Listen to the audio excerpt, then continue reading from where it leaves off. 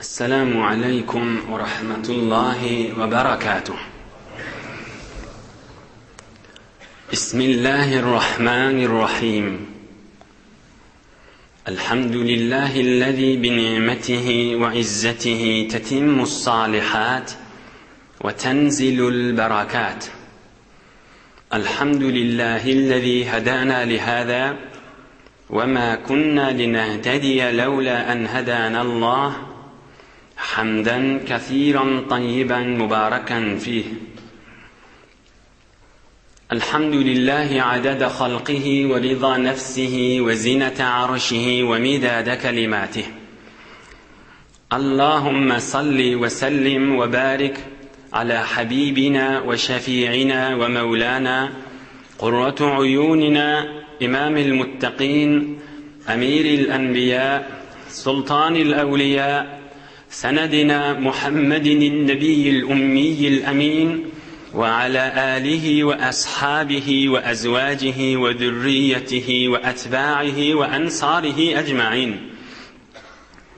لا أسألكم عليه أجرا، إن أجري إلا على رب العالمين. اللهم وفقني لبيان ما يحتاج الحاضرون إليه وما يصلح أحوالهم. إلهي أنت مقصودنا ورضاك مطلوبنا، فأعطنا كلنا محبتك ومعرفتك. بيك الله تبارك وتعالى وتقدس هم أنذن طاعات عبادت لنذي صالح عمل لنذي خدا için oturşuqlığınız ve muhabbetleriniz,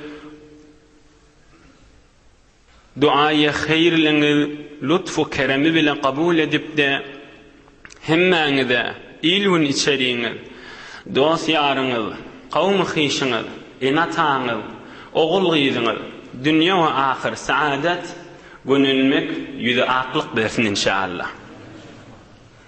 Allah Teala yurdumuzu parahat, vatanımızı emniyet, ağzı birlik, nığmat bolçuluk, asayiş-i arameşte saklasın inşallah. Bu gülleri, güyd gülleri, kış gülleri Resulullah can aydıptır. Kışın gülleri Müslümanı olcadır. Günlüğü kıyısqa arada tutacak adamlardan çüreyim. Gizesi uzak, halvatta ibadet edecek adamlardan çüreyim. Ulûm-i dini meclisine şirket etmeden çüreyim. Allah Teala'nın razı olacak, Allah Teala'nın rahmetini ve bereketini döküyen meclislere şirket etmeden çüreyim. Kış ayları Müslüman adamı olcadır deyiptir. Resulullah canın mübarek sözü. Elbette şu gecelerdir. Barakallah, gayret edin. Nimet diyerleri, fırsat diyerleri, vakt diyerleri, baka kadrını bilsek, Allah Teala men hem devamını vererin hem uzak vererin deyiptir. Ama nimet diyerlerinin kadrını bilinmese, nığmatı eline aların ve azabım da güçlüdür deyiptir. Ve herhal hem şu geceli fırsattır. Resulullah canın gurrunları aydılayan meclisle, Resulullah canın muhabbetini arttırayan meclisle ve günnüzler de fırsattır. Beter de ayarlı oğullardan çüreyim. Öyünüze varıp eşittirin. Kazalar bağ olsa, zenane cemaat uzru oliye, ya evlat bolayan gülleri oliye, şu güller acıp fırsattır kaza almadan çüreyim. Bir vaqtda ahun şey deydi, kışın güllerini kaza alamalı deydi. Hemişe kazanı şunu koyamalı demek bir biderek fikirdir. Ve iştivalıktır. Ve herhal şu mahalları kalan kaza bağ olsa şu gülleme fırsat. Acaba kıyıscık gün, 10-12 saat, da 4,5'da ak gün yaşıyordu. Resulullah can nefil tutacakları da, kaza tutacakları da fırsat şu güllem. Kışın gülleri olcadır Müslümandan çüreyim. Geleyliğin mübarek, gözümüzün nuri ve başımızın tacı, rahmeten lil alemin olan Muhammedur Resulullah sallallahu aleyhi ve sellemin bereketli gurrunu. Geçen haftede beyik Allah Teala'nın köklemeği bilen Peygamberimizin mübarek 54 yıl önce yaşına Medine-i Münevvere'nin hud merkezine içine girip de mübarek düğüsünden düşüp innişi tayi bizim gonmaly we düşmeli jaýymyz bolmaly bolly. Şu taýda hem öý salar, hem mescit salar diýipde Rasulullah jan düşdi Medine-i Munawwaraň içine. Daýylarynyň aralaryna. İki däne yetimje Sahl-ü Süheyl'in hayatlaryna satyn alypda, o da Rasulullah janyň mescidi we öýü bolmaly yer boldy. Emma şom diýesinden düşenne Hazreti Ebu Eyyubin el-Ensari radıyallahu anh yortip Rasulullah janyň yüklerini alypdyr. Ya Rasulallah, sen şu düşen yerine iň ýakyn öý men öýüm. Ejada bersen, men sen yüklerini öýüm alyp gitjek, sen men öýümde bol. Ta mescit we sen otoklaň salynýança. Sen şu mahal düşen yerine iň ýakyn öý men öýüm diýipdir Hazreti Ebu Eyyub el-Ensari radıyallahu anh. Rasulullah jan aýdypdyr, boljak diýipdir. Iň ýakyn öý seň öýüň bolsa, ýükü şoňa çeker, istirahatymyz şoňa goýar. Mescit we otoklar salynýança sen öýüňde bolmaly bolar diýipde Hazreti Ebu Eyyub el-Ensari radıyallahu anhu otogyna gaşyn çekmeli bolýarlar. Hazreti Ebu Eyyub el-Ensari iki tabaga bir otok etekde, bir otokda üstünde iki tabaga öýü varmış.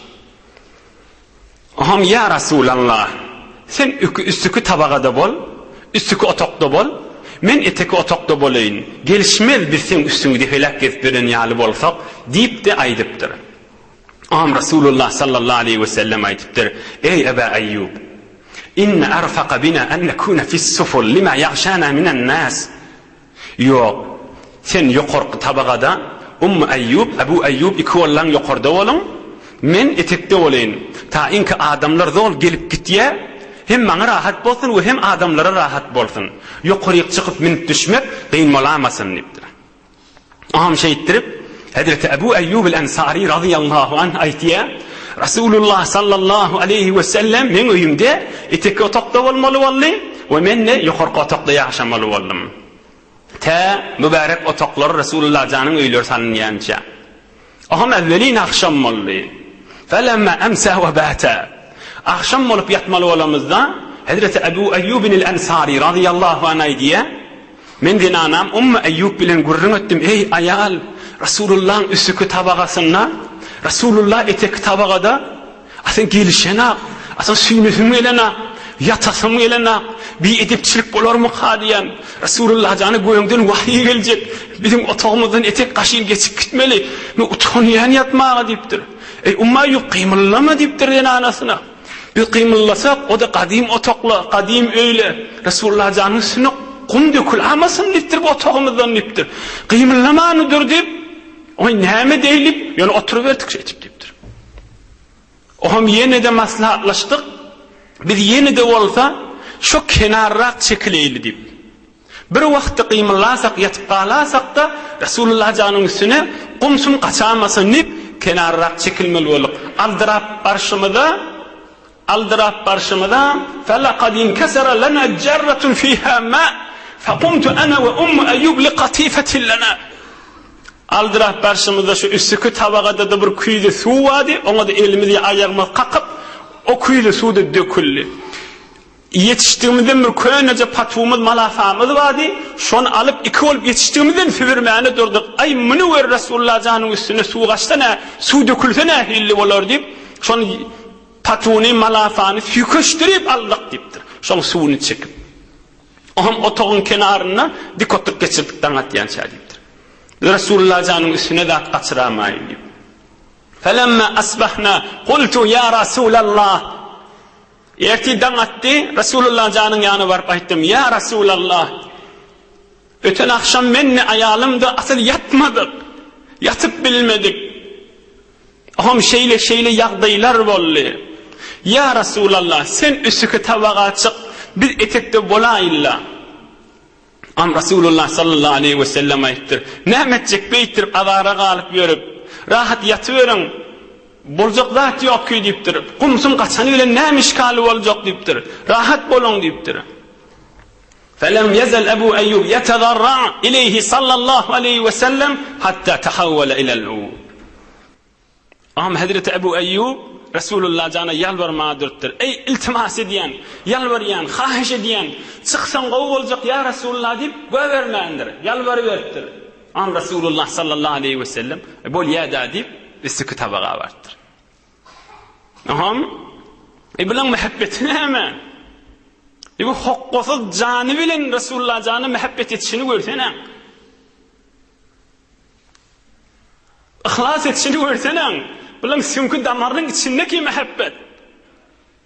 Ýöne dilin gürrüňdäki Resulullah janyň sünnetine taby bolmak gürrüňden daşgary gürrüň haşy. Hazreti Ebu Eyyub el-Ansari aýdýa, ahir yalvaryp isiki tabaga çykardy. Aham güne akşamlyk nahari Resulullah jana aşyn elterdik. ثم إذا رد علينا فضله تيممت أنا وأم أيوب موضع يده فأكلنا منه نبتغي بذلك البركة. Güne akşam Resulullah jana bir jam nahar elterdik, bir qap nahar goýardyk. Aham Resulullah sallallahu aleyhi ve sellem de şu nahardan mübarek barmaklary bilen iyip, ay biraz qalardy, şon etek iýip bererdi. Aham bizde ey men Resulullah janyň barmagynyň jaýy wa diýip, dogry şu barmagynyň üstünden bir gedek men, bir gedek aýalym Ummu Ayyub ikvolip çykyp ýerdik. Şol Resulullah sallallahu aleyhi ve sellemin mübarek barmagynyň degen ýerini özü bilen Hudaýyň arasyna bereket dökülmeden çürem vesile edýänmiş. Onu wer Resulullah'ın mübarek zatı däl ha. Resulullah'ın mübarek rahmeten lil alaminligi däl. Fakat bir maddi barmagynyň degen ýerini özü bilen Hudaýyň arasyna vesile edýänmiş. Hudaý şyn hormatyny belki bereket bersin diýip. O da mübarek barmagynyň degen ýerine. Aham Hazreti Ebu Eyyub, Ummu Ayyub iki jigimiz Resulullah'ın ine barmagynyň süýken ýerleri diýip, şo tadan nahary ýerdik, gönenerdik. Emma bir gece bir tabak nahar ünkiýaly eltdik. Soňrak bir tabak täbil alyp وَلَمْ أَرَ لِيَدِهِ فِيهِ أَسَرًا Tabagyň içini gördük, görsek nahar kemelmändir. Resulullah janyň da aslan barmagynyň iýdi ýok. Fajituhu fazan qorkyp Resulullah janyň ýanyna bardym. Ya Resulullah nahardan da atmanlyrsyň. Aslan barmagyň jaýy ýok. Nahar kemelmändir hiçden. Aham şitaýdy muhim. Bi-abi ve ummi ya Resulallah radatta aşa'aka. Naharyny beripdirsiň, akşamlyk şanyny beripdirsiň, aslan barmagyň jaýy ýok. Oham Resulullah da aýdypdyr şu Ebu Eyyub. Wa kunta hinama taruddu aleyna fadla ta'amika. Ya Resulallah, odollarda sen mübarek barmagyň jaýyndan men menen zenanam şoň mübarek barmagynyň Resulullah'ın eliniň barmagynyň degen ýeri diýip bereketdir diýip ýerdik sen barmagyň degen ýerinden. Sen mübarek barmagyň jaýyny dagda Hudaý bilen öz aramyzda wesile goýup Hudaýdan bereket tamam bolardyk diýipdir. Resulullah jan hey nätirip ben barmakdan da bereket boljakmy diýmändir. Nätirip ben hurafatyň ýerine gelip ben diýmändir. Aham Peygamberimiz aýdypdyr. Mene ondan iýmedigim içinde isli otma sarımsak atylypdyr. O da bişmändir, diýirliğin goýulypdyr üstüne. Men iýmedigim şo. Innema ana rajulun unaja. Hey men ýanyma adamlar gelip gidýäti. Aham men agdymyň isi olara azap bolamasyn diýip men iýmedigim şo, siz bişirden iýberin diýipdir. Inha ulamalar aýdýa Resulullah sallallahu aleyhi ve sellem gurrungum İsabe, Siri ibn Hişam, Fiqh Siri diyen senetli gurrungda. Tamam Resulullah janyň zindigi namasyny, siretini aýdýan kitaplardyr ba. Ya sonra Resulullah jan dünýeden geçenden soňramda hud Peygamberimizin öz anasy Hazreti Ummu Selme bil musulmanlygyň enesi Peygamberimizin bir näçe mübarek gyllaryny saklap bir süýşäňçinde saklaýanmışdykda. Şibe aýtjak gurrungumda Sahih-ul Buhari'de var. Senetli gurrung. Oham sahabalan bir miridilese şol mübarek kılıç çıkarıp iberýänmişdik. Onu bir suwun içine salyp, şol suwu içip, Hudaý şu kıl sebepli Resulullah janyň mübarek saçy bir kidany kıl. Şu sebepli bir kim şefa bersin bismillah diýip içýänmişdikler, şefada tapýanmışdikler. Wagtyky Resulullah janyň barmagynyň degen ýerini Hudaý bilen insanyň arasyny wesile bolup düşýän bolsa, wagtyky Resulullah janyň bir jyk kıly wesile bolup düşýän bolsa, Resulullah janyň rahmeten lil alaminligi, Resulullah janyň öz zatyny Hudaýa Resulullah'ın hormatyna diýmek elbetde edip dälmay.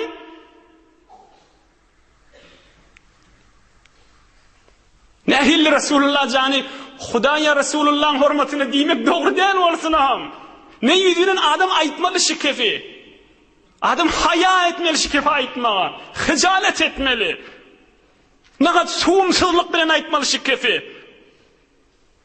Mübarek barmagyny gözleşýärmişdikler. Mübarek kılıny şonu wesile tutýarmışdy kıljagy. Hudaýa şefa berşiň bereketinde diýip. He kıllarynda şefa boljakmy? He bizle hurafa boljakmy diýip sahabalar aýdymýanmışdyk. Her hal Resulullah sallallahu aleyhi ve sellem kimin öýünde boldy? Hazreti Ebu Eyyub el-Ensariň öýünde.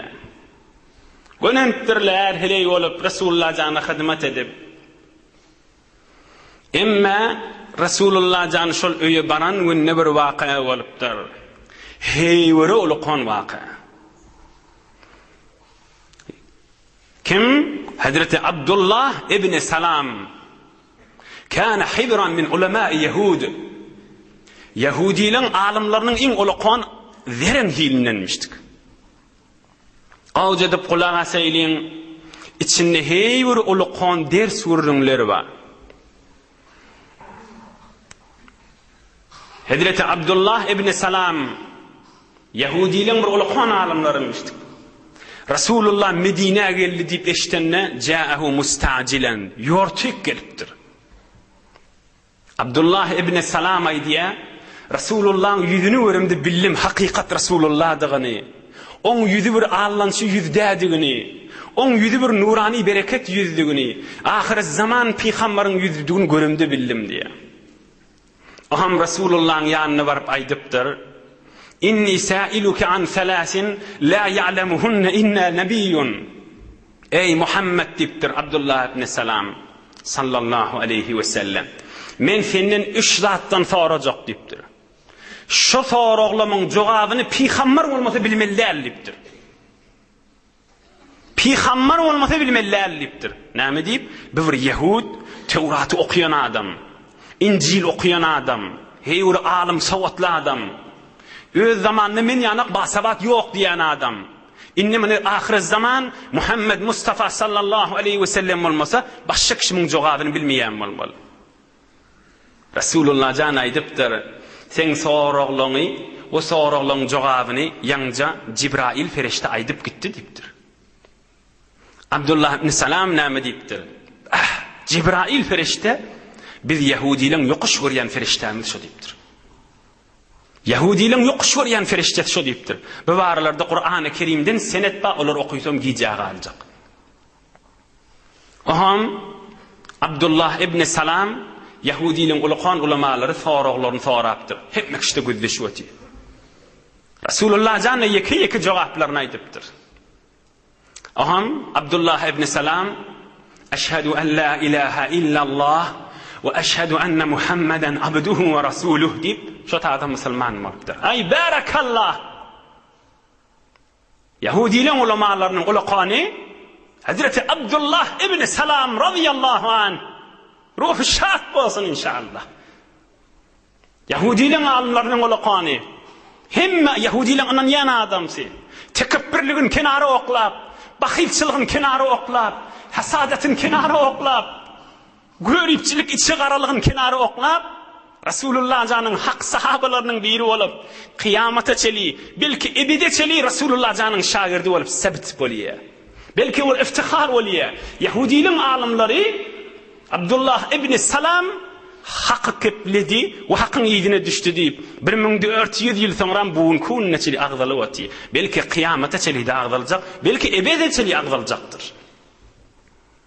Oham aydıptır. Ya Resulallah Yahudlar hey vurur bahanan idin akim millettir deyipdir. Hoqqali, yalançı. Indi men musulman bolanım eşitsele, maňa dagdy kep bir adam çıkararlar deyipdir. Gaw kulak asın. Indi men musulman bolanlygym eşitsele, maňa kep bir adam çıkararlar. He, Muhammede puli diripdir. Bula şeýit ýarahym diýip gurrun bir adam çıkararlar deyipdir. Eger maslahat bilseň ya Rasulallah, men şu otağa gireyin, meselen bu qynyan formasyna. Sen Yahudileň Medine'deken, şolaň ulamalaryny we Yahudiler çağır, şola bilen gurrun et, meni de görmesinler. Şola bilen sorag jogap et, men ahyryna çykaýyn diýipdir. Aham Rasulullah adamy berdir sallallahu aleyhi ve sellem Yahudileň ulamalaryna we Yahudiler gelsin diýip. Gelipdirler. Abdullah ibn Salam da öýe giripdir. Aham Peygamberimiz aýdypdyr. Abdullah ibn Salam ýokan otaqda görünip duran ýerde, ol otaqda bukunypdy meselen. Ey Yahudiler diýipdir. Abdullah ibn Salam nähil adam diýipdir. Ey rajulin fikum Abdullah ibn Salam. Abdullah ibn Salam'ı nähil tanıýaňyz siz Yahudiler diýipdir. Ol Yahudiler jogap beripdir. Huwa akhyaruna wa ibn akhyarina. Huwa sayyiduna wa ibn sayyidina.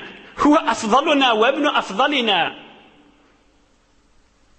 On öýdi biziň iň gowymyzdyr, dädesi de biziň gowymyzdy. Atasy gowy adamdy. On öýdi Abdullah ibn Salam biziň başymyz, dädesi biziň başymyzdy. Ol iň biziň alymymyz, on dädesi biziň alym adamymyzdy. On iň biziň hormatlymyz, on dädesi biziň hormatly adamymyzdy diýip Yahudiler bir kef aýdypdyr. Aham Peygamberimiz aýdypdyr. Inhe öýdüňiz boyun allyňyz gowy adamdygyny. Siz näme nazar berýäňiz? Eger Abdullah ibn Salam radiyallahu anh musulman bolsa näme diýersiňiz diýipdir. Eger men hak rasullygymy boyun alypda Hudaýyň rahmatynyň içine girirse näme diýersiňiz diýipdir. Ahmal Yahudiler we ulamalar aýdypdyr. Aazahullahu. Hudaý saklasyn Abdullah musulman bolmagyndan nip üçgede aýdypdyrlar. Hudaý saklasyn musulman bolmasyndan nip bahilçylyklary, içgaralyklary, Rasulullah jany görüplikleri ijada bermändir. O dağı musulman bolmaz, Hudaý saklasyn diýipdi hala Abdullah ibn Salam otağa gelipdir. Otağa gelakana jemiň içinde Yahudileň arasynda, ulamalaryň arasynda aýdypdyr. Eşhedü en la ilaha illallah ve eşhedü enne Muhammeden abduhu ve rasuluh.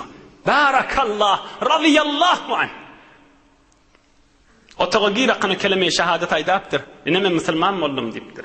Rasulullah jan Medine gelen günüň urrun haşe. Aham Yahudiler ve Yahudileň ulamalaryny näme diýipdirler? Faqalu şerruna ve ibn şerrina ve waqa'u fihi. Mun öýdi teleki atasy teleki adamdy diýipdirler. Mun öýdi zaňyr atasy zaňartdy diýipdirler. Mun öýdi habis atasy habis adamdy diýip ýaňja aýdylan kefini bir biedepçilik bilen, bir gaýdalyk bilen, bir ýüzüniň suwumsuzlyk bilen wagt geçmäke ýamanlamaga durupdyrlar. Aham Abdullah ibn Salam radiyallahu anh aýdypdyr. Kulak asyn. Ya ma'şaral yahud. İttaqullah. Hudaýdan gorkun diýipdir. Fa wallahi'llazi la ilaha illa hu innakum la ta'lamuna annahu rasulullah ve annama jaa bihi haqqun. Ey ulama-i Yahud, ey Yahudlaň mollary diýipdir. Men bir Allah'ın azamaty bilen and etýän, siz içiňizden bilip otýaňyz şuň hak Rasulullah-dygyny diýipdir. Siz içiňizden bilip otýaňyz şuň getiren zady hakdygyny diýipdir. Men siz bilen bile ýaşatdan diýipdir. Siz men hem karym hem kelaslamyz diýipdir. Meger Tewratyň falan ýerine aýdmaýamy? Aýaşyň gaşyşyň gaşy dämi? Aýaşyň ýüdügede şoň ýüdügede dämi? Aýaşyň kepleşişiň kepleşi dämi? Aýa Mekke'den çykyp gaýtjak diýen şuň öýde dälmi diýipdir. İçiniz bilip otýy diýipdir. Ya Rasulallah, men aýtmadymmy Yahud bir biderek milletdir diýip, şitadan men gorkýadym diýipdir. Resulullah can Mekke-i Mukarremen bu kadar kıyınçılığın içinden çıkıp Medine-i Münevvere'ye gelip bu kun sahabeler evinden çıkıp gülüp başlayan yağdayından yine de oho inni demeylek Yahudilerin düşmançılıkları men başımda bar o deyip hesabını çekip evvelin tecrübesi olattır Resulullah canım sallallahu aleyhi ve baraka ve sellem Yahudla bağ başta deyiptir. Medine evvel köylen bunu tecrübe oluptur. Hesabını çekip gelmeli bulardan. Bulan bakilçılıkları, bulan hasadeti, bulan içgaralıkları, bulan görüpçülükleri bolacak o deyip hesabını çekiptir. Oham bir rivayetlerde Yahudi ile ulemalar bilen Resulullah canın arasında sual cevap boluptur. Yahudi ile bir soraptır. Akhbirna al alametin nebi. Ey Muhammed deyiptirler sallallahu aleyhi ve sellem. Bir peygamberin alamatını ayt bize deyiptirler. Peygamberin bir hususi alamati olmalı näme şo deyiptirler.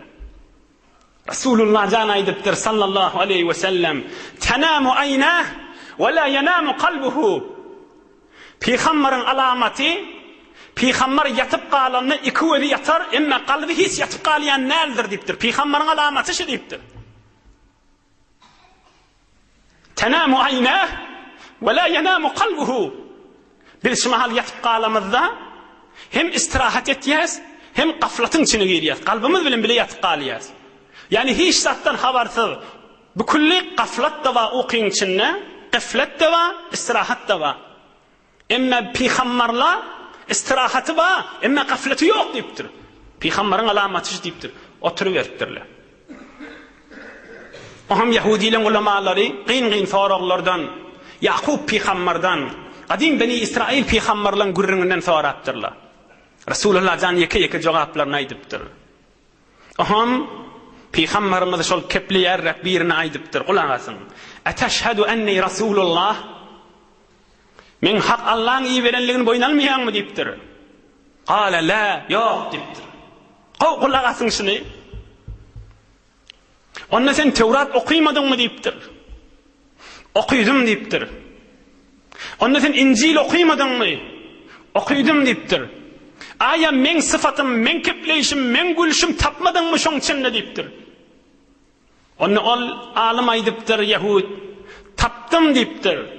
Necidu misleke ve misle mahracike ve misle hayatike felemma haracta خافنا أن تكون هو فإذا نظرنا فلست هو.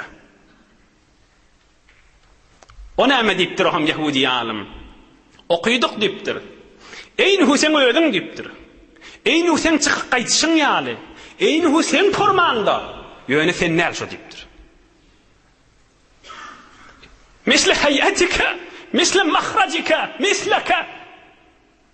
Bir de okuyduk deyiptir Tevrat'ta ve İncil'de. Sahifelerin içinde bağ deyiptir. Edil sen deyiptir. Kepleyişi de sen yali, gülüşü de sen yali, Mekke'den çıkıp kaydışı da sen yali. Yöne kov gözlesek sen nel şu deyiptir. Oham Resulullah sallallahu aleyhi ve sellem aydıptır. Vellezî nefsi biyedihi la ana huve. Allah bilen and etşen şol Muhammedur Resulullah men deyiptir. Sallallahu aleyhi ve baraka ve sellem. Ya bakilçılık bilen fakat içgaralık bilen, fakat görüplük bilen, fakat şu Resulullah'ın izzetin meselen Müslüman bolup şoň ýydyna düşsele riyasat ellerinden gider mi kadip. Meselen Müslüman bolmasala peygamberin derecesi kemeler mi kadip, imana girmeyen kafir bolup ötüküpdirler. Ey nahil buurun üstünden dersini almanı geçelim. Ey mümin Müslüman doğalla. Resulullah can evvel kun Medine varanna Yahudi ile ulemalar bilen oturuşup bolon yağdayda. Yok deyipdirler. Bir 5-6 daqiqa bu dersini alayli inşallah ýygynden yine de Resulullah canın gurrundan alyp gideriz. Mana adına belli bolly adam bilmek şert değil. Ha men ne bilýän? Ýok, bilmek şert däl, bula bilip duranmışdyk. Adam ýöne bilenni gününlügi däl ha. Adamyň bahilçylygy, insanyň tekebbürlügi, insanyň içiniň garalygy, insanyň bir-birine göýrüpçilik etmegi, hasadeti insany hak keplemeden alyp galýan. Hakyň ýygyna düşmeden alyp galýan ha. Ey mümin, musulman dogalla. Ondan çyryym hemmäňiz bilýäňiz Qur'an-ı Kerimde Kul a'udhu bi rabbil falaq, Falaq surasyna Hudaý aýdýar. Aňyrdy bir telekeler sanap, Hudaý şoň şerrinden saklasyn diýen zadyň bir näme? Ve min şerri hasidin iza hasad. Ve min şerri hasidin iza hasad. İçi gara adam, göýrüp adam, hasud adam, bahil adam Hudaýa şoň şerrinden saklamany diýip Qur'an aýdypdyr da şunu. Lep Falaq surasyna ba. Daýaşy içi gara, bahil, hasud adamyň şerrinden sakla bizi Hudaýa sana panah. Şoň şerrinden sakla bizi diýip Qur'anda da aýdypdyr da Rasulullah jana. Hudaý Taala. Näme diýip? Şoň bir adama bahil bolsa, hasud bolsa, içi qara bolsa, on ýylynden gıýbat etmäge sebep bolýar. Ýylynden töhmet etmäge sebep bolýar. 2. Ýylynden yalandan gürrüňler çykarmaga sebep bolýar. Bir de günah. Şol adamyň bir wagtda günah etse, şol halkyň ýanynda ýaýasy gelýär. Bir de günah. Şondan bir gürrüň çyksa halkyň arasynda agdap güldüreti gelýär. Bir de günah. Şoň bir serri gürrüň bar bolsa, onuň munyň ýanyna aýdasy gelýär. Bir de günah.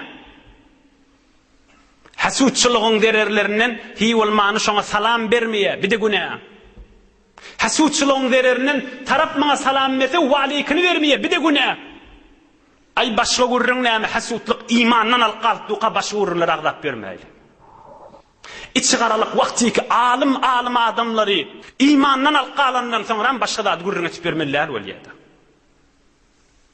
Fakat bir ýöne wezifämiz Kul a'udhu bi rabbil falaq, Kul a'udhu bi rabbin nas okyp gidemal erti bir gedek, akşam bir gedek hi bolmany. Hudaýa hasudyň şerrinden sakla diýipdi. Ýöne şonu aýdypdy, Hudaýa salyp oturmasak başga çäre ýok bolmaly. Men Qur'an aýdýar. Men Allah Taala Rasulullah jany terbiýet berip aýdýar. We biz insan musulmanlara da. Bu arada bir jeyne bir gürrüň daýdyň gürrüňden ne çykyp barýan, oý gürrüň kamil bolsun.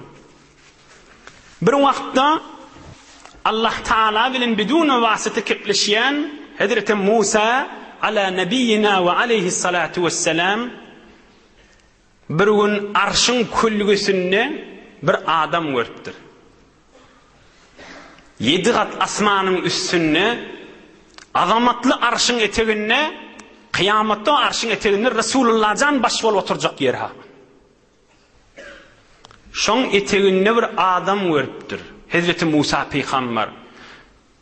O kulak asyn. Oham bi inne hada lekerimun ala rabbih. Ol adam peýgamber däl ha. Arşyň külbesinde kötüren adam. Ey bar Hudaýa bir gaty gowa adam bolmaly diýipdir. Arşyň külbesiniň öteginde öz başyna bir derejede du. Keyf edip Allah'ın ışına, Hudaýyň muhabbetine ve Hudaýyň zikrine ve ma'rifetine keyf edip yatı. Hiç bir hafaçylyga bulaşmany. Hudaýa şoň adyny aýda maňa diýipdir. Hudaýa kim şo diýipdir? Felem yuhbirhu. Allah Taala aýdypdyr adyny aýtjak dälipdir. Ýöne oň edýän işinden üçdänesini aýdaýyn diýipdir. Bile gerek şo taýy. Falany mişdik, gowadym mişdik, vesselam. Ýa o taýdy tanymadan sürim bolsa başga zat bolmaýar. Bile gerek ýeri şo taýy. Adyny aýtjak dälipdir. Edýän işinden aýdaýyn diýipdir. Buň konu Hudaýyň rezaýatyna düşüp bijre derejäge ýetipdir. Uhaddisuka an amalihi. Edýän işinden aýdaýyndypdir. Biri kana la yahsudun nas ala ma atahumullahu taala min fadlih. Deslap bolqan edýän işi Hudaý taala bir adama ilm berse, mal berse, gelşik berse, ewlat berse, hiç şoňa bahilçilik etmeýärdi diýipdir. Hudaý bir adama nimet edip bir zat berenne şoňa ýygyndan asylaýyn diýmeýärdi diýipdir. Ey oglan kepmaýşy, ey jemaatla. Ulukdan salakana şu kulaktan çıkaramalı vururmayşy. Ay bolýa da ahul nätdir otin diýamaly vururmayşy. Ay bolor diýip bijretip görmellädi diýamaly vururmayşy. Ýa-ni üstünde näçe aýlap otursak da erzişi baý vururmy? Elbetde baý vururmy? Men edýän işi kana la yahsudun nas ala ma atahumullahu taala min fadlih. Hudaý bir adama silap bir nigmat berse, şoňa ýygyndan asyljak bolmaýardy diýipdir. İkincisi, olar çalatymrak geçeyin. La ya'uqqu walidayh. En atasyna ıza vermeýärdi. İkinci edýän işi. En atasyna ıza vermeýärdi. Üçüncüsi, la yemşi bin nemime. Fuzulçylyk etmeýärdi diýipdir. Kepçiçilik etmeýärdi diýipdir. Kep gatnatmaýärdi diýipdir. Palany beýle bolupdyr, palany şeýle bolupdyr diýip, onu muny güldürjek bolup, halkyň sirrini ondan muny aýdyp gezmeýärdi diýipdir. Şu üç tanesini aýdypdyr Allah Taala. Besta insana, düşünýän adama besta. Mundan maşaňyda urun aýdyp bermeli dälki. Ulema-i Yahud bilýäsipdirler hakdygyny diýipdirler. Düşman mal gezjek diýipdirler. Bilýäsipdirler, eýni Hüseyin ýülewedim diýipdirler Rasulullah'a. Ýöne sen nälepdirler? Bahilçiliklary, hasadetleri, içi garalyklary ijazat bermeýändir. İmandan alqapdyr. Kysgaçyk bir noktada aýdaýyn goý, naqys bolmasyn. Adamyň içine bahilçilik düşse näme etmeli onu? Öz elinde däl bir nefere bahilçilik gelýär, özi. Hiç günäsi ýokdur, zerrede. Adamyň ýüregine bir bahilçilik düşse, açık aýdýan, hiç günäsi ýokdur ha. Haçan günäsi var? Şol bahilçiligiň ýygyny tutup gıýbat etseň, bahilçiligiň ýygyny tutup töhmet etseň, bahilçiligiň ýygyny tutup şonu maskhara etjek bolsaň, bahilçiligiň ýygyny tutup şoň sirni açjak bolsaň, bahilçiligiň ýygyny tutup şoňa salam bermeseň, bahilçiligiň ýygyny tutup şol adam saňa salam berse, "Wa aleykum" diýmeseň, bahilçiligiň ýygyny tutup onuň munyň gafsyna aýlanyp da şonu biýabry edin diýmeseň, ýöne ýüregiňe şeytan bahilçiliklarynyň saf aýna ýaly günäsi ýok, açyk biläňäň.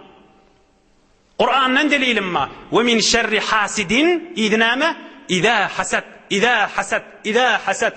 Hasadetin yüze çıkarsa.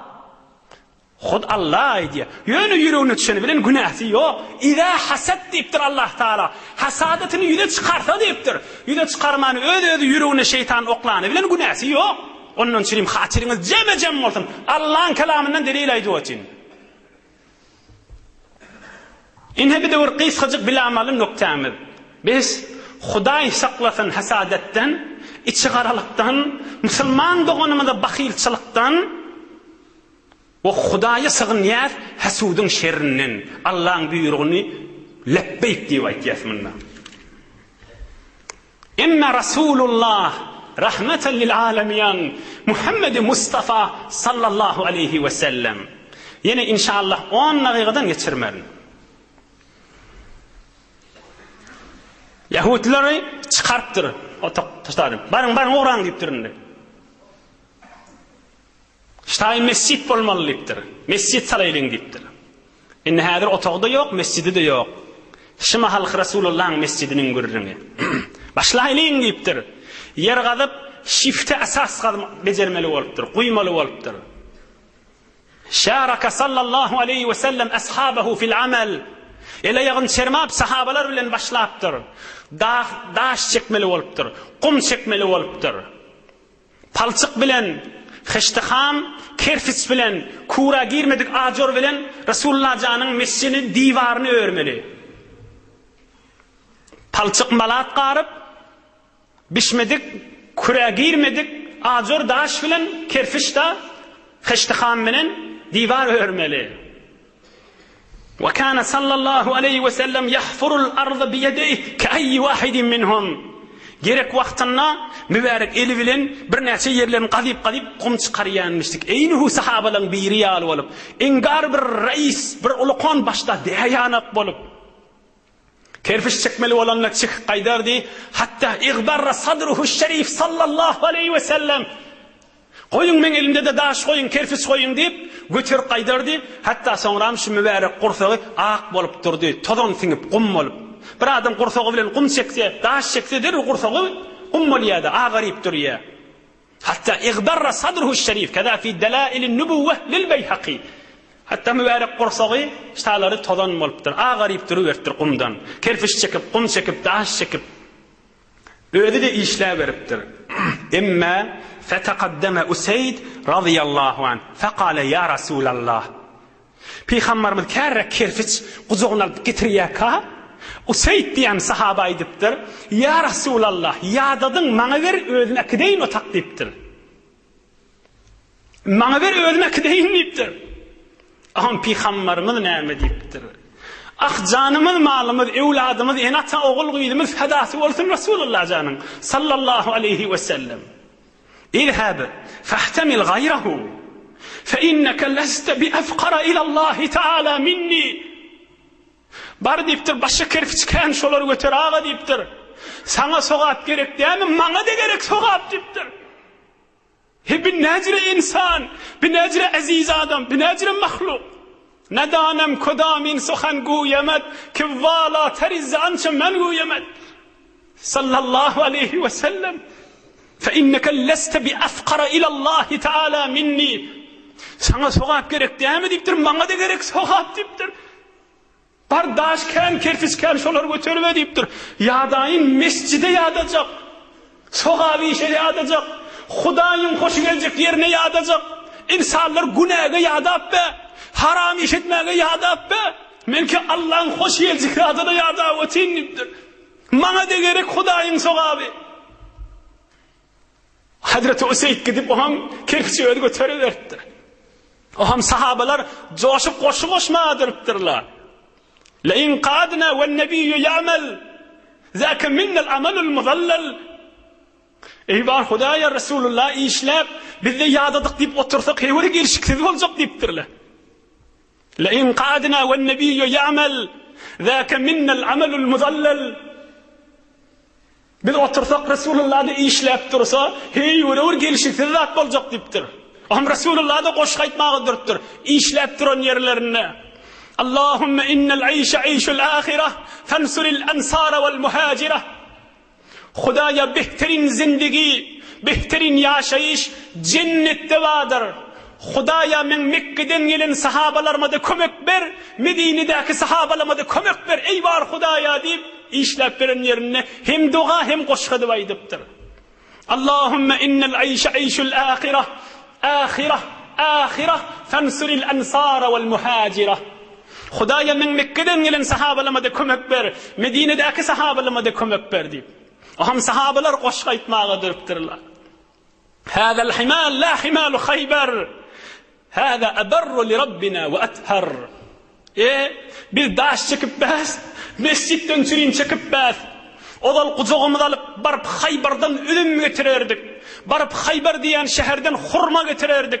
Dünyamızdan çürüyüm yadardık.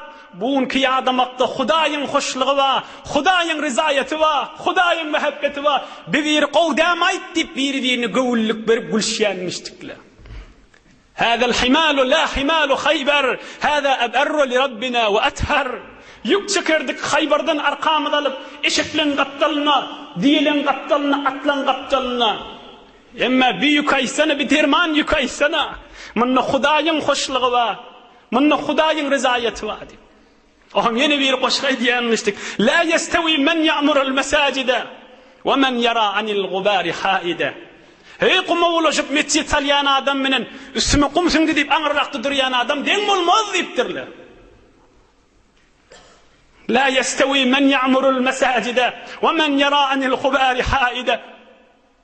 Hey qumawlaşıp, qum çekip, kerpiç çekip qumawlaşıp mescid salyan adam menen üstüme qum tindi deyip qalqıp duran adam menen deň bolmaly deyipdirler.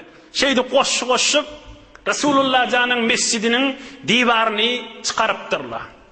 Kıbla tarapdan iyide 50 metr daha uzoqlyk, iki qapdalla taqriban 50 metrin bärrägi.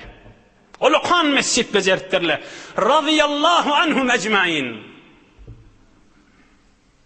Üstüne de hurman şakalarından, hurman ağaçlarından oklaptırlar. Düşevini ve furişet arduhu minel rimali vel hasba. Düşevine masa koyuptırlar. Oyuncak taş koyuptırlar. Çaga koyuptırlar. Resulullah can hemişe şoň içinde namaz okuyanmıştık. Namazlık şomıştık. Oyuncak taşla bilen masacık. Resulullah'ın mescidinin düşevşe olupdur. Aham işläpdi o qaly bir waqia bolupdyr. Teberrukan minna deyli inşallah inniki hefte hep min dersler galjak inniki hefte. Peýgamber kökneti inniki hefte aýdan bir teberruk gurjunda gal. Sahabalar biri aýdyýa diwary örjek bolup palçyk garyp duýdylar, men şonda gelip ýetişdim. Geldim görsem bir tofar sahabalar elinde pil we palçyk eläpdiler. Aham fekaennehu lem yu'cibhu amaluhum. Peygamberimizin de yüreğine batanak şolon edip palçık qarıp durşy. Fahalattu tine. Men odal palçık qarmagy ökdeliğim bolansam, elime pil alaqany palçık qarmagy durdum. Kaennehu a'jabahu. Men qarşymdan Resulullah'ın hoşy geldi. Resulullah gowy berdi. Palçık ele işimden hoşy geldi. Oham soňurrak palçyk eleýän biri boldy, kerpiç çekýän biri boldy, qum çekýän biri boldy. Oham men aýtdym: "Ya Rasulullah, anqulu kama yanqulun?" Men o sogabada şirket edesim gelýär, daş çekşaýynmy diýdim. Faqala sallallahu aleyhi ve sellem: "La, walakin ikhlat lahum at-tin fa anta a'lamu bih." فأنت أعلم به. Sen palçykka beter owadan ustamışdyň, berekellah işiň menen boluversen. Şehittirip ağlı birlik bilen, bereket bilen Mescid-i Nebevi'ni çıkarttırlar. Aham Peygamberimiz sallallahu aleyhi ve sellem aýdypdyr: "Salatun fi mescidi hada afdalu min 1000 sanatin fima siwah illa al-Mescid-el Haram." Hadisun sahih, rawahu İmam Bukhari. Her kim şu mescidimde bir rekat namaz okuysa, başka mescitlerden 1000 rekat okuyandan artykmasy wajipdir. 2 rekat namaz nefil okuysan, 2000 rekat nefil okuyanın hesap deyipdir. Biz şundan başka yerin yüzünden mescitten 1000 beraber artykmasy men mescidim deyipdir. Ol Ka'bany agdamak deyipdir. Mescid-i Haram Ka'bany ýanyndakini agdamak deyipdir. Ondan başka mescitlerden 1000 beraber deyipdir. İnşallah beýik Allah köklediginden inni keyfte almaly dersleri we başga gurrunlary, mübarek gurrunlary hyzmatyňyza ýeterer. Bir alham, 3 kul vallah, Suriye Falaq Nas goşup okuýaýlyň. İnşallah ötellüň ruhuna bagşadyp de ilgun watanymyza dua edip inşallah okuýberin.